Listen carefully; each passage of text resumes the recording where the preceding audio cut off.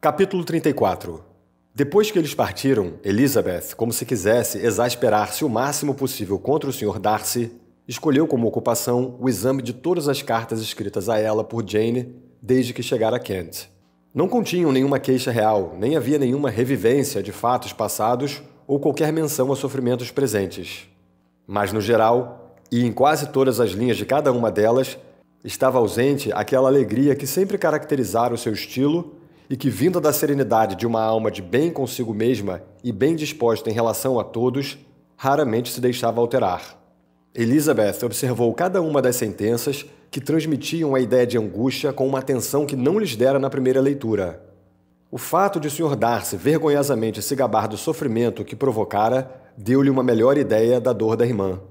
Era de certo consolo pensar que a visita dele a Rosings devia terminar dali a 2 dias, e ainda mais que em menos de 2 semanas ela mesma estaria de novo com Jane e poderia ajudar na sua recuperação com tudo que o carinho pode fazer. Ela não conseguia pensar na partida de Darcy sem recordar que o primo devia acompanhá-lo, mas o coronel Fitzwilliam deixava claro que não tinha certas intenções e, por mais simpático que fosse, ela não pretendia entristecer-se por causa dele. Ao refletir sobre esse ponto, foi de repente surpreendida pelo som da campainha e ficou um pouco agitada a ideia de que fosse o próprio coronel Fitzwilliam, que uma vez já viera bem tarde e talvez agora viesse em especial para ter notícias dela. Mas essa ideia foi logo descartada e seu ânimo foi afetado de modo muito diferente quando, para seu grande espanto, viu o Sr. Darcy entrar na sala. Ele se apressou em fazer-lhe perguntas sobre sua saúde, atribuindo a visita ao desejo de saber se estava melhor. Ela lhe respondeu com fria polidez. Ele se sentou por alguns momentos e depois, erguendo-se, começou a caminhar pela sala. Elizabeth ficou surpresa, mas não disse nada.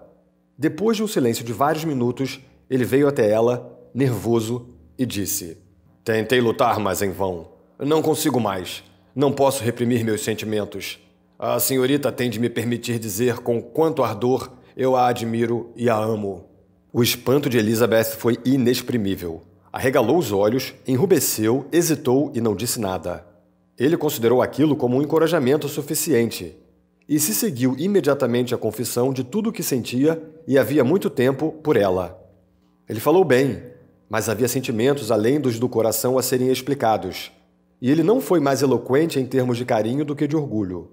A inferioridade dela, a degradação, os obstáculos familiares que sempre se opuseram ao amor foram tratados com um ardor que parecia dever-se à sua condição social ferida, mas tinha pouca probabilidade de valer pontos para sua causa. Apesar da sua profunda antipatia por ele, ela não pôde permanecer completamente insensível à homenagem do amor de um tal homem, e embora suas intenções não variassem nem por um momento, ela logo lamentou o sofrimento que iria causar-lhe. Até que, levada ao ressentimento por suas palavras seguintes, toda a compaixão se transformou em raiva. Ela tentou, porém, acalmar-se para responder com paciência quando ele terminasse. Ele concluiu descrevendo a ela a força daquela paixão que, apesar de todas as suas tentativas, lhe foi impossível domar, e exprimindo a esperança de que agora seria recompensado pela aceitação de sua mão. Enquanto ele assim falava, Elizabeth logo percebeu que ele não tinha nenhuma dúvida de receber uma resposta favorável. Falava de apreensão e nervosismo, mas sua calma demonstrava total segurança. Isso não podia deixar de exasperá-la ainda mais, e quando ele terminou, o rubor subiu às suas faces e ela disse: "Em casos como este, creio que é de rigor exprimir certa gratidão pelos sentimentos confessados, por mais desigualmente que eles sejam retribuídos. É natural que se sinta gratidão, e se eu pudesse senti-la, lhe agradeceria. Mas não posso. Nunca desejei a sua afeição, e o senhor certamente a concedeu muito contra a vontade.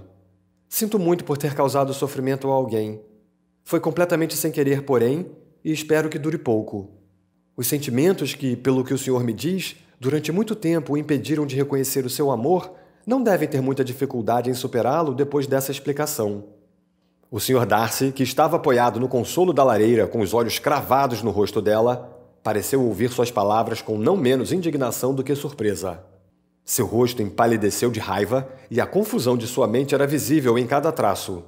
Ele estava lutando para manter a compostura e não queria abrir a boca antes de tê-la alcançado. A pausa foi terrível para os sentimentos de Elizabeth. Pouco depois, com uma voz de calma forçada, ele disse: E é essa a resposta que devo ter a honra de esperar. Talvez eu quisesse ser informado porque sou assim recusado, sem sequer uma tentativa de polidez. Mas isso não tem muita importância. Eu também poderia perguntar, replicou ela. Por que, com um desejo tão evidente de me ofender e insultar, o senhor me disse que gostava de mim contra a vontade, contra a razão e até contra o seu caráter? Não é essa uma boa desculpa para a descortesia, se é que eu fui descortês? Mas eu tenho outros motivos. O senhor sabe disso. Se meus sentimentos não se houvessem pronunciado contra o senhor, se houvessem sido indiferentes ou até mesmo favoráveis, acha que alguma coisa neste mundo poderia levar-me a aceitar o homem que arruinou, talvez para sempre, a felicidade de minha queridíssima irmã? Enquanto ela pronunciava essas palavras, o Sr. Darcy empalideceu. Mas a comoção não durou muito, e ele a ouviu sem tentar interromper quando ela prosseguiu. Tenho todas as razões do mundo para pensar mal do senhor. Nenhum motivo pode desculpar o injusto e mesquinho papel que desempenhou lá. O senhor não ousa negar, não pode negar que foi o principal, senão o único obstáculo que separou um do outro, que expôs um à censura do mundo, por capricho e instabilidade, e o outro ao ridículo por suas esperanças frustradas, lançando a ambos na mais negra infelicidade. Ela fez uma pausa e viu, com não pouca indignação, que ele estava ouvindo com um ar que provava estar muito longe de qualquer sentimento de remorso. Ele até olhou para ela com um sorriso de fingida incredulidade. Pode negar que fez isso? Repetiu ela. Com estudada tranquilidade, então, ele respondeu. Não quero negar que fiz tudo o que podia para separar o meu amigo de sua irmã, ou que me alegro com meu sucesso. Fui mais generoso para com ele do que para comigo mesmo. Elizabeth desdenhou aparentar que percebera aquela sutil reflexão, mas o significado dela não lhe escapou, nem era ele capaz de apaziguá-la. Mas não é apenas nesse caso, prosseguiu ela, que baseio a minha repulsa. Muito antes disso acontecer, a minha opinião sobre o senhor já estava formada. O seu caráter foi revelado no relato que ouvi do Sr. Wickham, muitos meses atrás. Sobre esse assunto, o que tem a dizer? Com que ato imaginário de amizade pode defender-se? Ou sob que disfarce pretende enganar os outros? A senhorita se interessa profundamente pelos problemas daquele cavalheiro, disse corando Darcy num tom menos calmo. Quem é que, conhecendo a história das desventuras por que passou, pode deixar de se interessar por ele? Desventuras por que passou, repetiu com desdém. É verdade, as desventuras dele foram grandes. E por sua causa, exclamou Elizabeth com energia. O senhor o reduziu ao estado de pobreza em que se encontra, pobreza relativa. Retirou-lhe as vantagens que o senhor sabe tinham sido destinadas a ele. Tirou dos melhores anos da vida dele aquela independência que lhe era devida e merecida. Fez tudo isso, e ainda consegue demonstrar desdém e ironia quando falo dessas desgraças. É essa, exclamou Darcy enquanto caminhava a passos rápidos pela sala. A opinião que a senhorita tem de mim. É essa a estima em que me tem. Muito obrigado pela explicação tão completa. Segundo seus cálculos, os meus erros são mesmo graves. Mas talvez, acrescentou ele, parando de caminhar e voltando-se para ela, essas ofensas pudessem ser perdoadas se o seu orgulho não tivesse sido ferido pela minha sincera confissão dos escrúpulos que me impediram de formar um plano sério. Essas amargas acusações poderiam ser superadas se eu, com mais tato, tinha ocultado minhas hesitações e lisonjeado a senhorita para que acreditasse que eu tinha sido impelido por uma paixão total e sem fraquezas. Pela razão, pela reflexão, por tudo. Mas odeio todo tipo de disfarce. Nem tenho vergonha dos sentimentos que expus. Eles eram naturais e justos. Pode a senhorita querer que eu me alegre com a inferioridade dos seus familiares? Que eu me felicite na esperança de adquirir parentes cuja condição social está tão abaixo da minha? Elizabeth sentia a irritação crescer cada vez mais dentro dela, mas tentou falar com a máxima serenidade ao dizer: O senhor se engana, Sr. Darcy, se imagina que o estilo da sua declaração me afete de algum outro modo, além do respeito que eu teria sentido ao recusá-lo, se tivesse comportado com maior cavalheirismo. Ela viu que ele ia começar a responder, mas nada disse. Então prosseguiu. Fosse qual fosse a maneira de se declarar, eu jamais aceitaria sua oferta.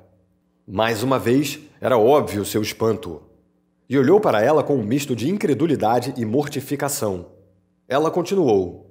Posso dizer que desde o começo, quase desde o primeiro momento em que o vi pela primeira vez, eram tais os seus modos que me impressionaram com a mais profunda convicção da sua arrogância, do seu desprezo e do seu desdém egoísta pelos sentimentos dos outros, que formaram a base de desaprovação sobre a qual os sucessivos acontecimentos construíram uma tão inabalável antipatia.